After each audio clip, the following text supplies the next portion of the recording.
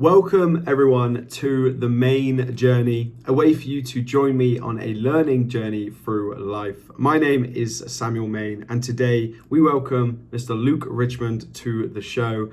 Yeah. When you're in those really tricky situations where the risk level is sky high, do you ever have those feelings of why am I doing this? What am I doing? Or because this is just so much part of what you do as essentially as a professional adventurer, is that just something you've now come to accept?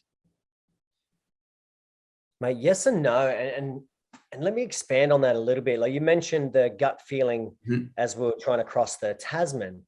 So that gut feeling, you can really start to trust yourself when it comes to those intuitions and that sort of gut response when you have a sort of past experience to draw on. So when you have so much history that's helped you, build these senses to what they are, well, then you can start to trust them. So I had that feeling straight from day one as we left the coastline because everything was a bit rushed. The boat wasn't ideal. We had issues with the water maker. We had all these little red flags, but we were sort of swept up in, we've got to make the weather window. This is the third attempt at doing this trip. It's got to happen. So we just sort of pushed through it. And what happened.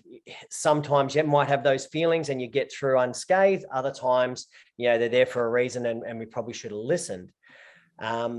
Most of the time, no matter how risky a trip is these days, I won't have those feelings. So it won't be like, why am I doing this? This is like, fuck yeah, I'm doing this. Let's go. Even with the base jumping stuff, until you get to a point where it's like, okay, I've pushed this quite hard now for a few years and I'm done, and you pack up shop and finish with the whole sport.